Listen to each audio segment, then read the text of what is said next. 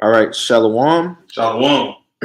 First and foremost, want to give all praises, honor, and glory to Yahweh, Ba'Hashem, Yahweh Shai, Ba'Hashem, Rakakadash.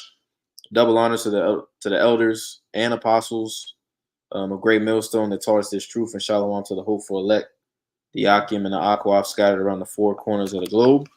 And I got the brother Rock from GMS Dallas, and I got the brother Tashar Rakwa. Yep, got the brother Thashai with me. Bear with me 1 second. I gotta plug in my laptop real quick and we'll get started.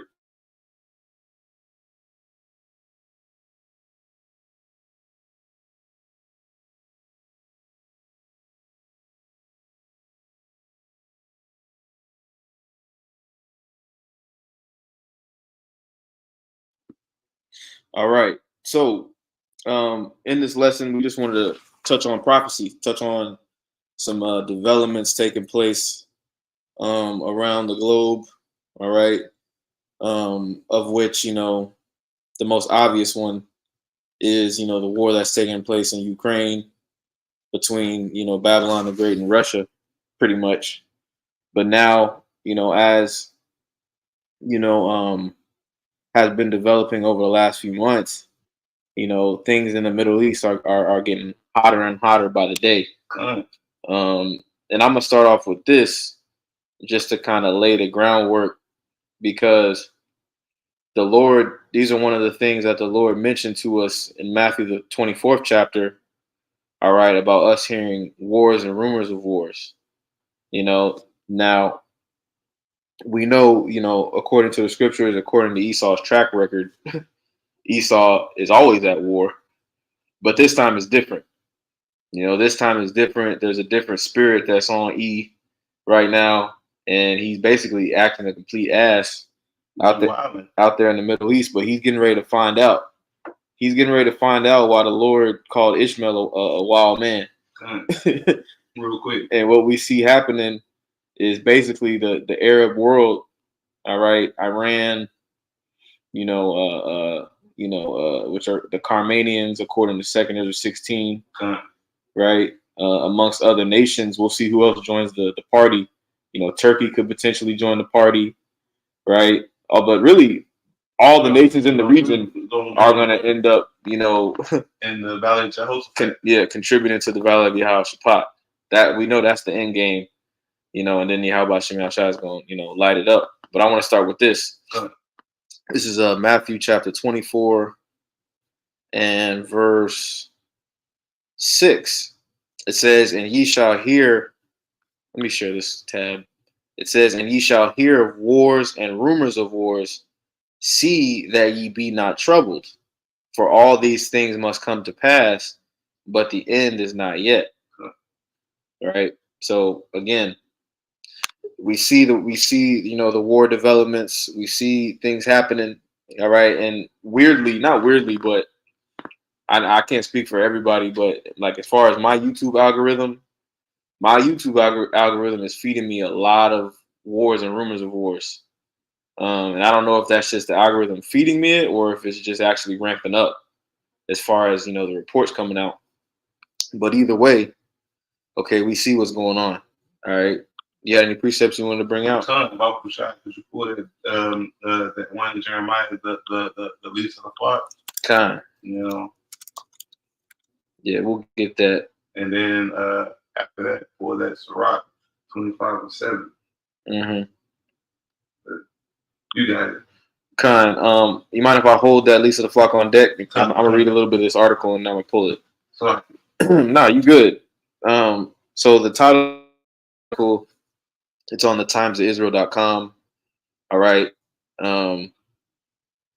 Which I want to say too, most of these news outlets are nothing but propaganda, which is why it's so important to be tuned in, all right, to the men of the Lord, all right, to the elders and apostles, all the brothers, all right, breaking down this situation according to the scriptures, because that's the only thing that's going to give you clarity on all this. When you get too caught up in just reading the news and watching, guys who don't got the spirit, you're going to get lost in the sauce, And on that point, that's just like that Ecclesiastes chapter 12 and 13. Many books. Beware of learning in many books. It's the same thing with news media, right? Because one group's telling you one thing, and the other group's telling you the complete opposite, but they're trying to push their narrative, and also they're trying to get views. They're trying to make money off you. But I'll read that. This is Ecclesiastes 12 and 12. It says, "And further, by these, my son, be admonished. Of the making of many books there is no end, and of much study is the weariness of the flesh." See, and much studying, and you trying to figure out that point being made, on one hand, it could be true, but on the other hand, everything's a lie. Unless it comes from Yahweh Shem Shai, the elders and apostles of GMS. Yep. Everything's a lie. Yep, you got to know how to spit out the bones. Yeah. So we're going to read through this article, all right, and we're going to pretty much do that, and, Lord's willing, is edifying. So it says, Iran liable to join fight if Israel takes on Hezbollah, U.S. warns. All right, and that's biblical prophecy all day. We'll also hold 2 16 on deck where it speaks about the Carmanians.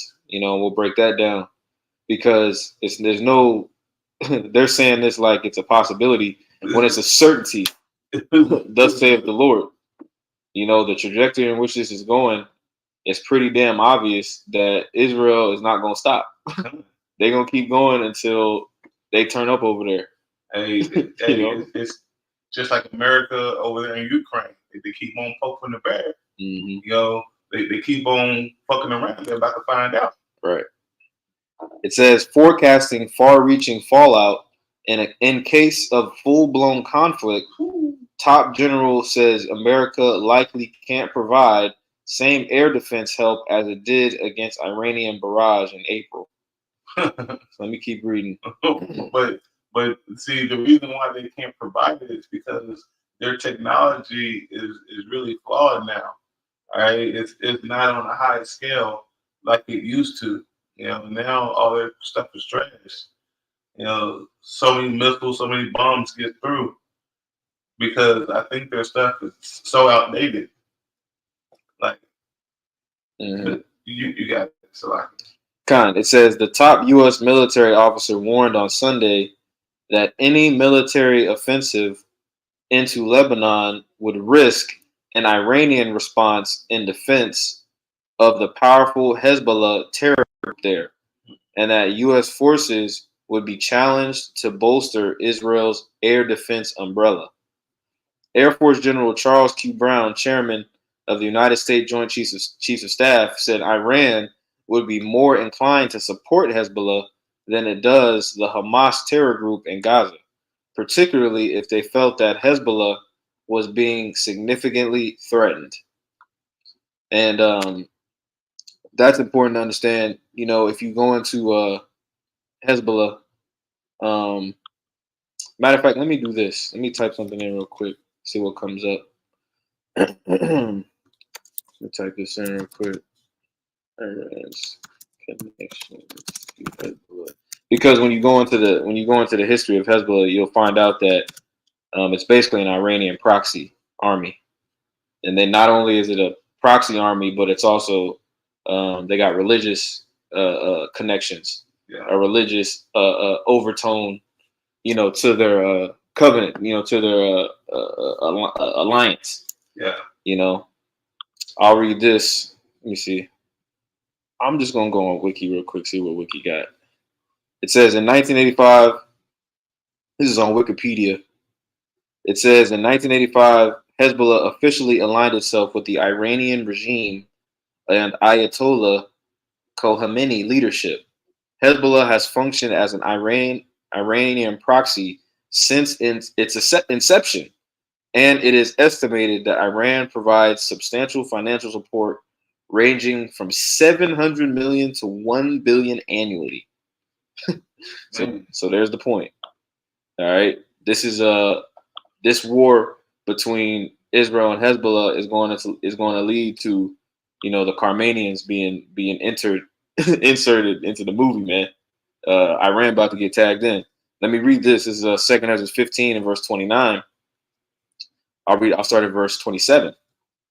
It says, "For now are the plagues come upon the whole earth, and ye shall remain in them."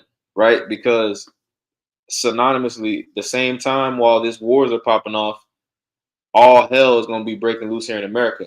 And when I say all hell, I mean financial collapse, civil war, right? Because as the brother Mike Alla had mentioned this in the chat today, the more war you have in the Middle East, the more the global supply chain is going to be impacted. Yep. So it's going to be a strain. Yep, it's going to be a strain on logistics and the goods moving from one continent to another is going to be kaput. People are going to be at a loss. On everything. These stores ain't going to have anything. That's going to breed the civil war because it's going to be class wars, status wars. There's so many wars are going to happen to where nothing's going to be able to survive. Yep. And there's actually studies on that. Anytime you have a limited amount of resources going around, people are more inclined to go to war. Yep. That's a basic, a human trait, fighting over resources. Yeah. Now that's going to happen on a global scale, but that's also going to happen in the neighborhood near you. Yeah, down the street. Little run, gonna get popped, but still in a bag of chips. Yep. Yep. That's what we're getting ready to see. Okay. This is 2 Ezra chapter 16 and verse 27. It says, "For now are the plagues come upon the whole earth, and ye shall remain in them." Right. So you're gonna marinate in it. Mm-hmm. Right. When it says remain, it means that you're gonna sit and really marinate in the judgment. You're gonna stew. Yep. It's gonna be a stew. Yep. It says, "For the Most High shall not deliver you, because ye have sinned against him." Right. And this is primarily concerning you so-called Negroes, Latinos, and Native Americans. You wicked niggas, man. 2/3 Jake. Yeah. A lot of this the scripture called Jacob's trouble for a reason. Jacob's trouble is not just Esau coming down right on the men of the Lord. That's part of it, right? But Jacob's trouble overall is the last final smackdown, right, that the Most High is going to put on our people, man. Because Esau coming down on the man of the Lord, that's a given. Mm-hmm. Okay, and whenever that happens, that's when you know it's the end. All right. Right. But to you 2/3 niggas out there, especially you damn nigga women, right? Hey, your hell is gonna be our hell times 10, times 100. Yep.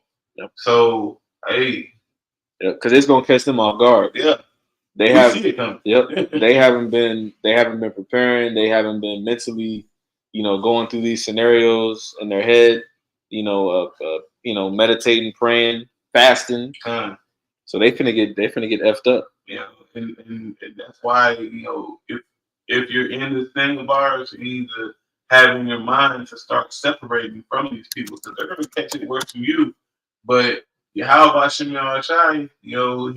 He's gonna be getting at them for their judgment, and if you're around, you might catch a swath of their judgment. Right. So, but that's a lesson for another day. Yeah.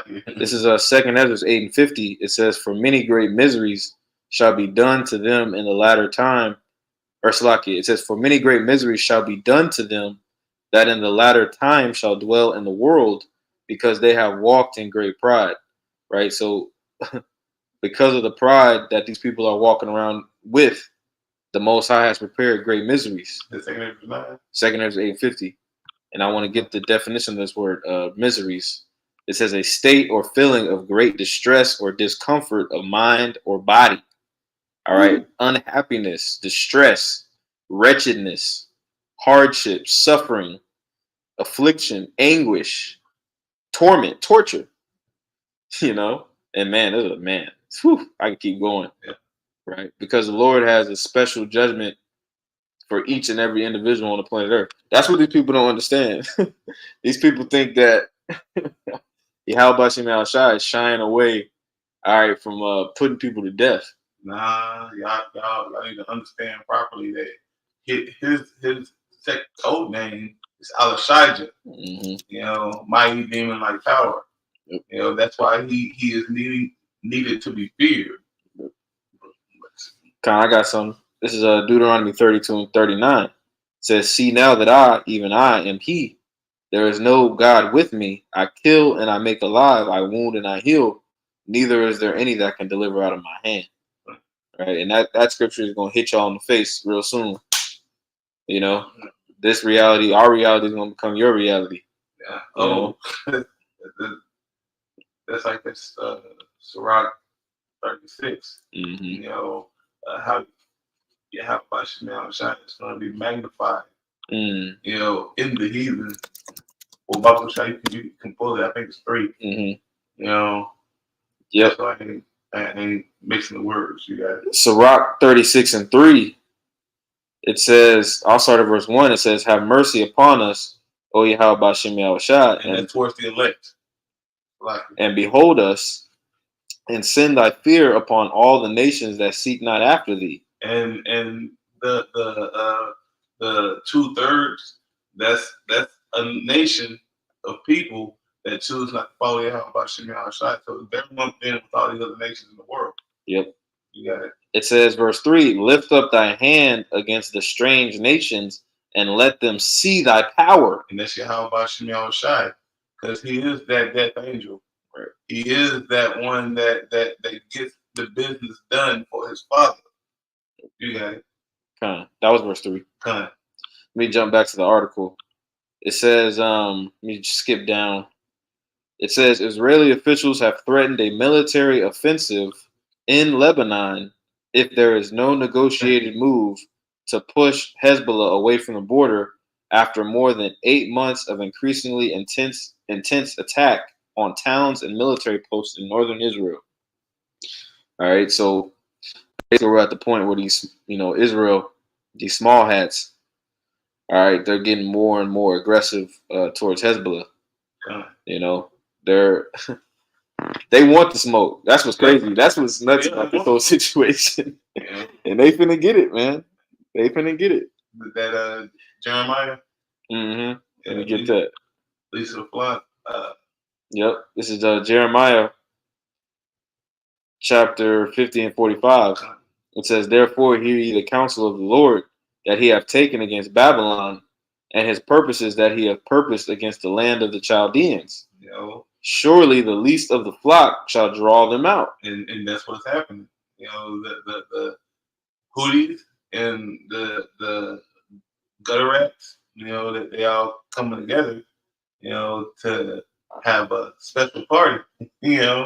World War III is going to occur because of that. Because whenever those two get into it, it's going to cause Russia and America to get into the fray.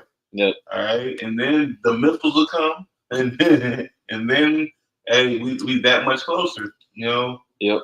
And another thing we see happening right now too is we see NATO nations getting more and more disgruntled with America's handling of this entire situation. And we see specifically, like, I don't want to say swing nations, like, in politics you got swing states. Yeah.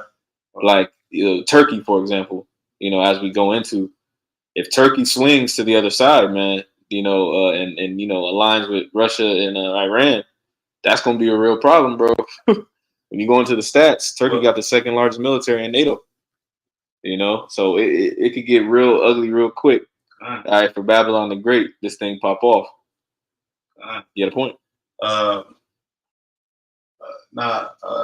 was going to tell you to read that Sirach 25 and 7, because that's what we're about to get ready to see. We are about to see our enemies, go the fuck down. Yep. So this is Sirach 25 and 7. It says, "There be 9 things which I have judged in my heart to be happy, and the 10th I will utter with my tongue. A man that have joy of his children, and he that liveth to see the fall of his enemy. So we're about to live to see the fall of Esau, Edom, their higher elites in Israel, the Jacob Lows. They're about to have a dramatic clash and fall, just like the Edomites over here in America. All right, they're falling tremendously hard. Their own women are talking about canceling them. All right, so whenever your woman is against you, that's when you know that nation has fallen.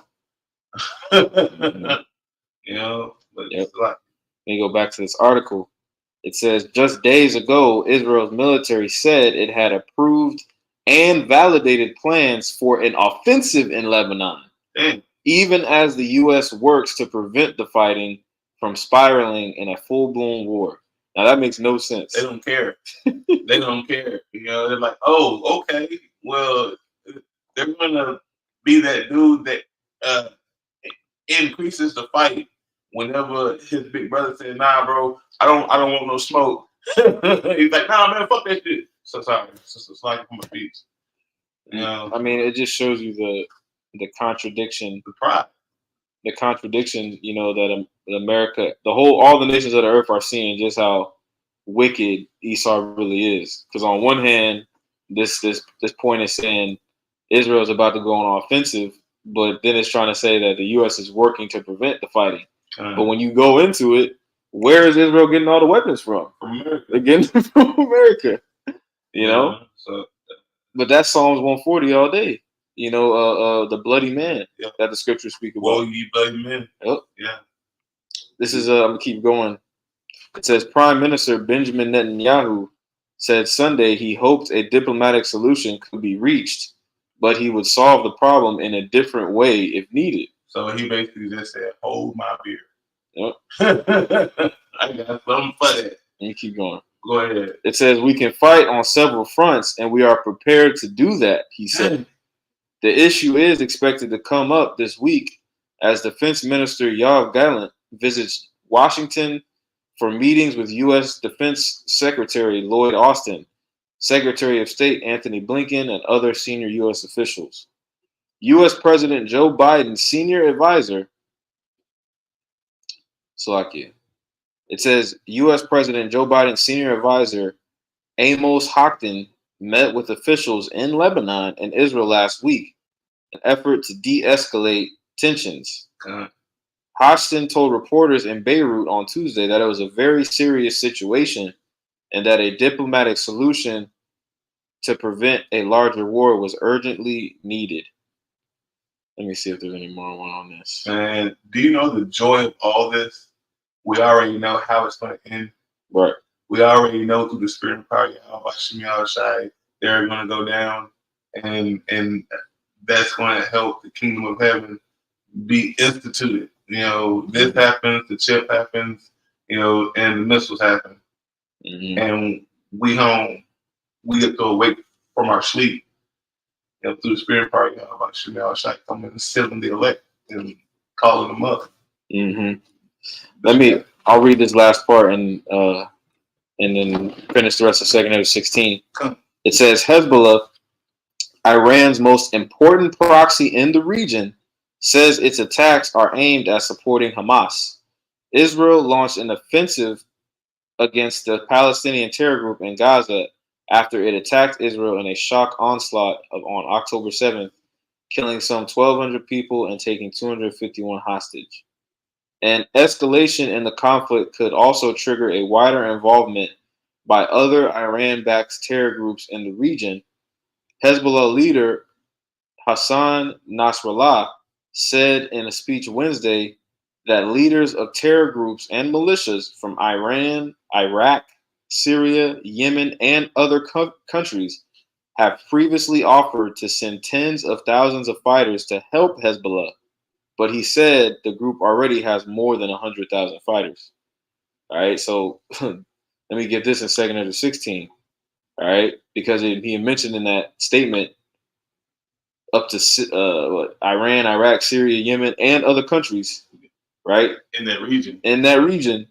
Right? Backing, basically backing Hezbollah, which is backing Iran. So this is literally war between Iran and Israel, man. This is that old war coming back.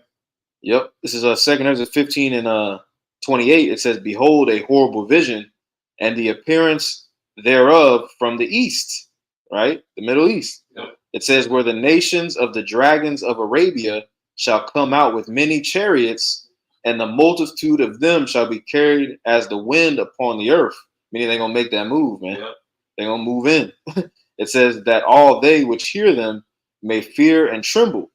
Also, the Carmanians, raging in wrath, shall go forth as the wild boars of the wood, and with great power shall they come and join battle with them, and shall waste a portion of the land of the Assyrians. All right, and that land of the Assyrians that it's talking about is that the land of Israel. The conflict that we're talking about, right? And it's all through the spirit and power of Allah Shemel Shai. You know, this is joyous, to actually watch and see the chess moves being made, and knowing who's making them. Right. So, you have anything else? Hey, spirit. Kind. Well, that was the point. We wanted to touch on that article real quick. Lord's willing, it was edifying. With that, I want to give all praises, honor, and glory to Yahweh, Ba'ashem, Yahushai, Ba'ashem, Rakakwadash. Shalom to the next lesson. Shalom.